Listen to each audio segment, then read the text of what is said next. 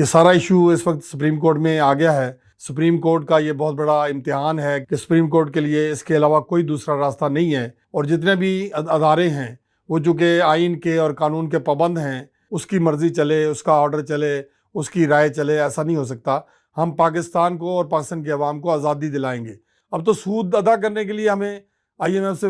قرضہ لینا پڑتا ہے، جبکہ سود جو ہے وہ نظریہ پاکستان سے متصادم ہے۔ ان کو زیر عمل لانے سے انشاءاللہ بہتری آئے گی۔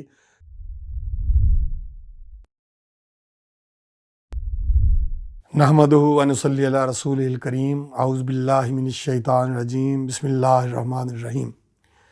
میں سراج الدین ثاقب آپ سے مخاطب ہوں۔ آج میں بات کرنا چاہتا ہوں اس وقت جو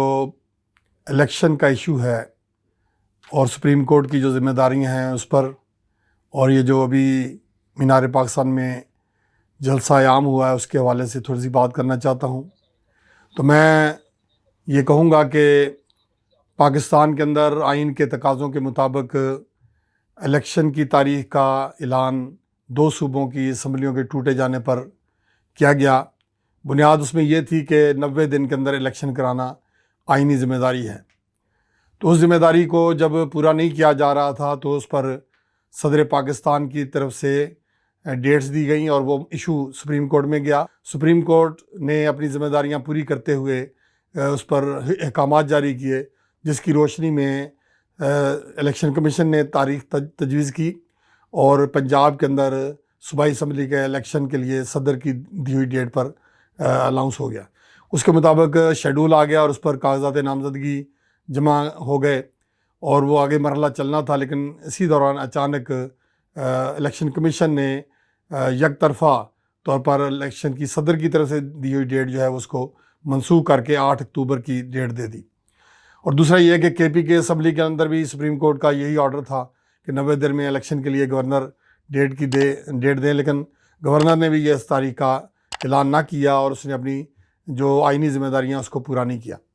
یہ سارا ایشو اس وقت سپریم کورٹ میں آ گیا ہے اور پورے پاکستان کی عوام کی نظریں سپریم کورٹ پر ہیں، اور میں یہ سمجھتا ہوں کہ سپریم کورٹ کا یہ بہت بڑا امتحان ہے کہ وہ پاکستان کے اندر جنگل کا قانون چلنے دے گی یا وہ پاکستان کے اندر آئین اور قانون کی حکمرانی کو قائم رکھے گی۔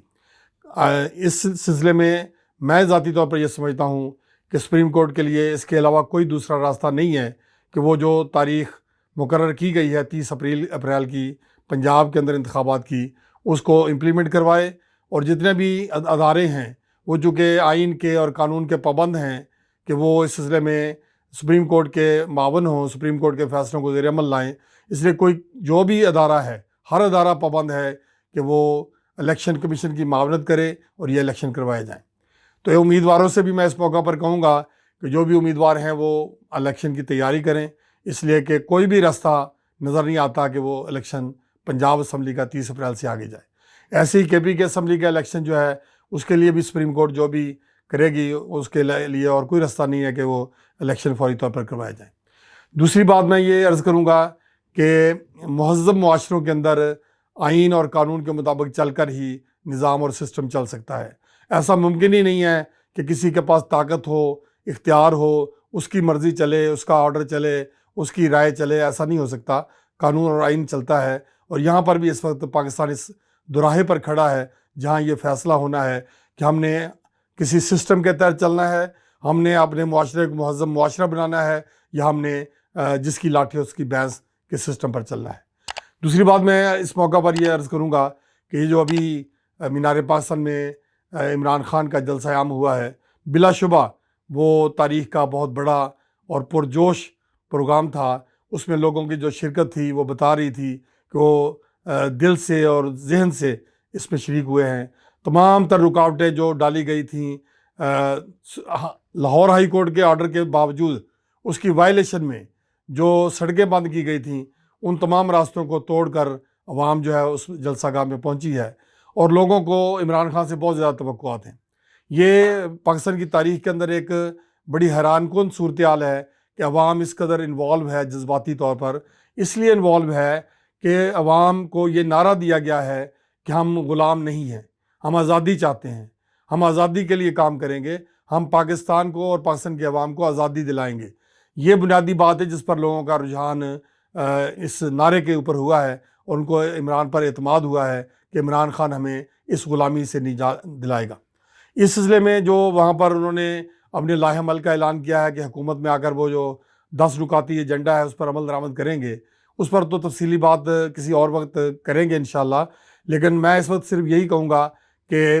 عمران خان صاحب سے میرا یہ سوال ہے کہ کیا ریاست مدینہ کا جو ان کا دعویٰ تھا، ان کا جو ماٹو تھا، کیا اس کا اس میں ذکر کرنا ضروری نہیں تھا؟ اس میں بنیادی چیز تو ریاست مدینہ ہے، جس کے سسٹم کو ہم اختیار کریں گے تو نظریہ پاکستان پر بھی عمل درآمد کر سکیں گے اور معاشی مسائل سے بھی نکل سکیں گے۔ پاکستان کے معاشی مسائل سے نکلنے کے لیے یہ ضروری ہے کہ ہم IMF اور ورلڈ بینک کی غلامی سے نجات حاصل کریں، ہم جو ڈالر ہے اس کی غلامی سے نجات حاصل کریں۔ لیکن عمران خان نے جو 10 نکاتی ایجنڈا دیا ہے وہ اس میں بھی بہت سی باتیں ڈالر کے حوالے سے کی گئی ہیں، اور اس میں IMF اور ورلڈ بینک سے نجات کے لیے، اس کی غلامی سے نکلنے کے لیے کوئی راستہ نظر نہیں آ رہا ہے۔ تو میں یہ کہوں گا کہ ہم جو قرضے اتار رہے ہیں، یہ دیکھا جائے کہ کتنے قرضے پاکستان نے لیے ہیں IMF ورلڈ بینک سے، تو وہ قرضے ہم کتنے ادا کر چکے ہیں۔ ہم تو سود ادا کر رہے ہیں، جو اصل زر ہے وہ تو ہم کب کا ادا کر چکے ہیں۔ اب تو سود ادا کرنے کے لیے ہمیں IMF سے قرضہ لینا پڑتا ہے، اور قرضہ جو ہم ادا کرتے ہیں سود کی مد میں ہم ادا کرتے ہیں، جبکہ سود جو ہے وہ نظریہ پاکستان سے متصادم ہے۔ اس لیے میں مشورہ دوں گا عمران خان کو کہ اگر وہ عوام کی توقعات پر پورا اترنا چاہتے ہیں اور وہ پاکستان کو نظریہ پاکستان کے اوپر مدینہ کی ریاست کی طرف لانا چاہتے ہیں، تو وہ سود کے خاتمے کا اعلان کریں۔ وہ یہ اعلان کریں کہ ہم اصل زر کے علاوہ وہ 1 روپیہ اور 1 پائی بھی کسی کو نہیں دیں گے، اس لیے کہ یہ قرآن پاک میں بھی اللہ کا حکم ہے۔ تو اسی میں ہماری ملک اور قوم کی کامیابی اور آزادی مضمر ہے، اس کے علاوہ اور کوئی راستہ نہیں ہے۔ باقی جو انہوں نے مختلف ایشوز کے اوپر بات کی ہے، زراعت کے اوپر بات کی ہے، معدنیات کے اوپر بات کی ہے، بیرون ملک کے جو لوگ ہیں وہ جو اربوں ڈالر کما رہے ہیں ان کی پاکستان میں سرمایہ کاری کو آسان کرنے کی بات کی ہے، یہ بالکل صحیح باتیں ہیں، اچھی باتیں ہیں۔ ان کو زیر عمل لانے سے انشاءاللہ بہتری آئے گی۔ تو میں یہ سمجھتا ہوں کہ اللہ تعالیٰ کے فضل و کرم سے اگر عمران خان لوگوں کی توقعات پر پورا نہ اترا تو یہ بہت بڑا ایک سیٹ بیک ہوگا، اس لیے کہ جتنے زیادہ لوگ جذبات کے ساتھ اس کے ساتھ وابستہ ہو رہے ہیں، اگر خدا نخواستہ وہ عوام کی اور ملک کی امیدوں پر پورا نہ اترا، اتنے ہی زیادہ سخت ری ایکشن بھی عوام کے اندر آئے گا۔ تو اس بات کو ذہن میں رکھنا چاہیے اور زیر عمل لانا چاہیے۔ شکریہ۔ السلام علیکم ورحمۃ اللہ وبرکاتہ۔